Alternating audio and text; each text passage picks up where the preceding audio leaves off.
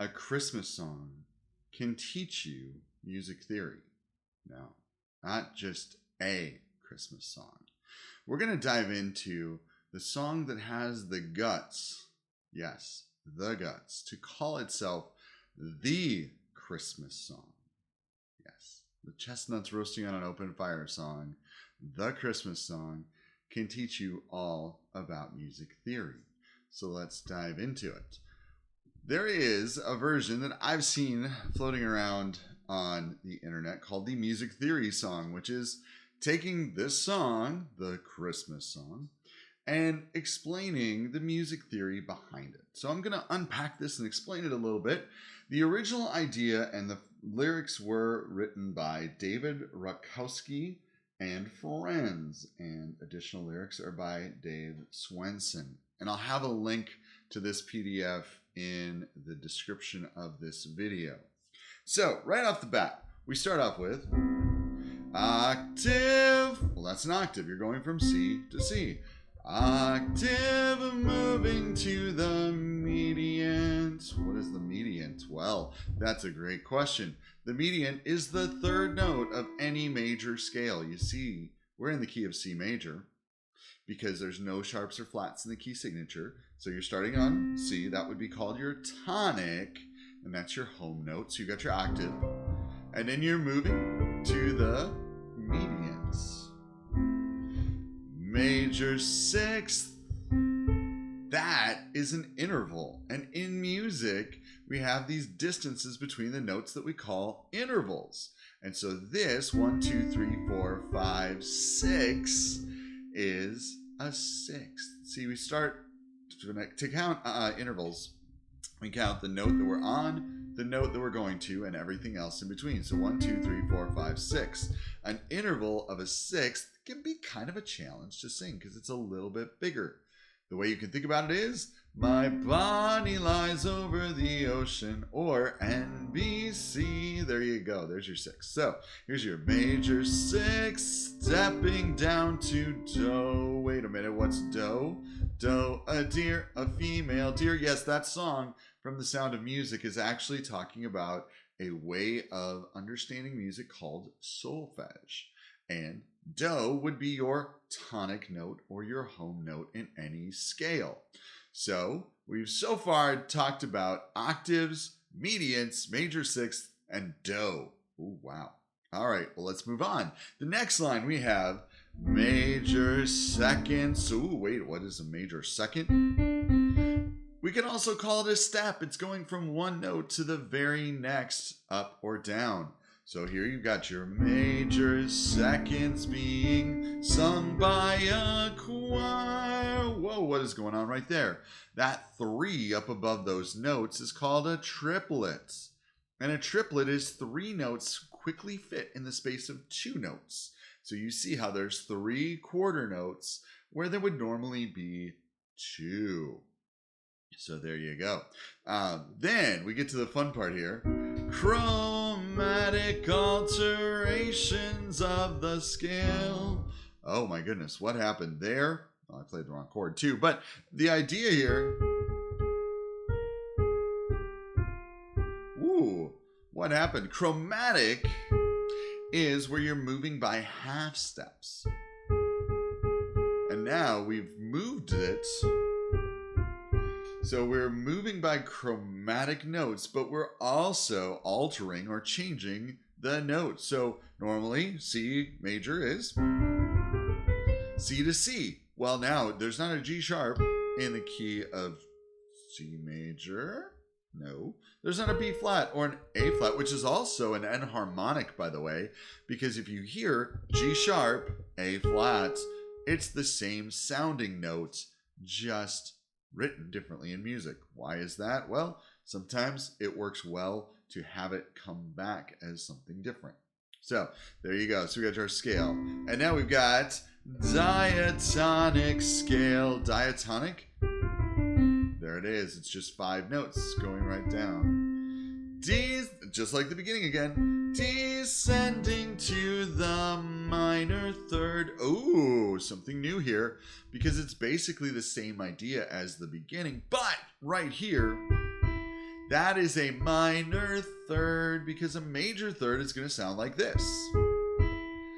Minor third is 1, 2, 3 half steps between those notes. A major third, well, it's going to be 1, 2, 3, 4 half steps. There it is. Okay. Then we get to the fun here of this part. And this is major sixth again. 2, 5, 7 of 4. What in the world is going on there? 2, well, this would be if we're saying we're kind of slightly changing keys here for the briefest of moments. We're moving to the key of F major. So here, this is the 2.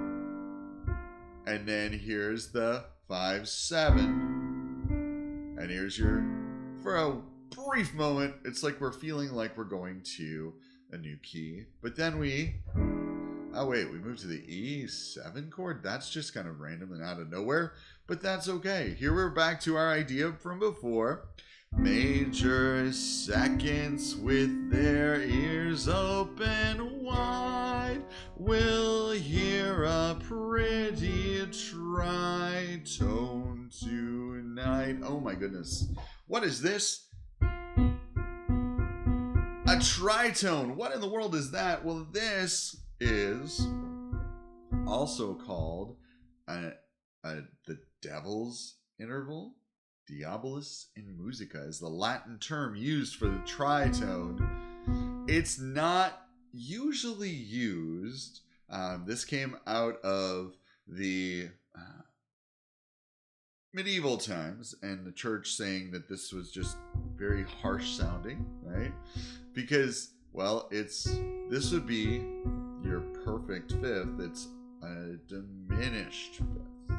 Or an augmented fourth, however you want to call it. So there it is. So that's where you get that thrown in there. And it works really well in this melody, right? We have, hear a pretty tritone tonight. Okay, now here's where we get to the fun. There's minor seventh. Whoa, what? Yeah. So if you've ever sung along with this song, you might have noticed that just seems kind of out of nowhere. And it is. Because you're singing the B natural there. Da, da, da, da. Right? There's your minor seventh. Because a major seventh would be that. I know that sounds really bad when you're playing it both together. But the idea of the minor seventh is that you're lowering that note right there a half step. So it works because there's minor sevenths in the bridge. Yeah, there's a... Normally, I think that is an F natural in that. I don't know why this has an F sharp, but that's okay. There's also lots of minor seconds in the bridge. So you got more minor seconds. Because, well, it's a half step. That's what another way we can describe that minor second. Maybe you know that, right? It's the theme from Jaws, is a minor second. Okay, let's move on. And every minor sixth is gonna try. Whoa, wait a minute. Whoa, what just happened here? Well, we've done it again, right? So we've done that before. There's minor sevenths in the bridge, right? Sorry. And then it's, and every minor sixth is gonna try. Whoa. So there's your minor sixth, right? Major sixth is, we've had that major sixth in the song before. Now we're minor sixthing. So now we've kind of moved again, right? We've gone from this C major, right? To all of a sudden now we're going to We're going to hang out for a little bit here in the key of sort of E flat. And then you have supertonic over 5 of 5. What in the world's going on there? Well, so the supertonic is this. It's the second note of the scale. I know. We come up with all kinds of fun things to describe. So tonic, supertonic, mediant. There you go. So 5 of 5, well, The fifth note of the scale, the 5 chord in music in the key of C, would be G. But here, what you have is, you have your 5, the G. See how it says DM7/G? That's telling you it's a D minor 7 chord. That's over your G. That's what it's telling you, and that's what we call 5 of 5. All right, let's finish the song here. A motive used to build this simple phrase. Wait a minute, a motive? Well, a motive is a theme. Really, that's the way we can describe it. And there it is. It's kind of that return of what was already done. A motive used to build this simple phrase. Major 6, 5th walks down to 1. That's another way you can say it. So 5, it's the 5th note of the scale. 5 walks down to 1. 5, 4, 3, 2, 1, if you want to think about it that way. All right. Although this phrase rises to a high leading tone. Oh, wait, leading tone. What is that? Leading tone is the 7th note of the scale. There it is. And then you have a drop of perfect 5th. Whoa. A perfect 5th. Any 5th interval is going to be perfect. It's just kind of how that works. So perfect 5th. And then, here's where it gets fun. Meet the Flintstones. Wait, what? How did that work? Well, actually, the Flintstones theme was written after this song, so you could say that the Flintstones stole this, but not really. Because the reality in music is you only have certain notes that you can use. I mean, you have a scale made up of 7 tones, so you can kind of see some overlapping stuff, but it's the same thing. Meet the Flintstones. It's harmonized differently, but you get the idea. Sing a perfect 4th. There it is.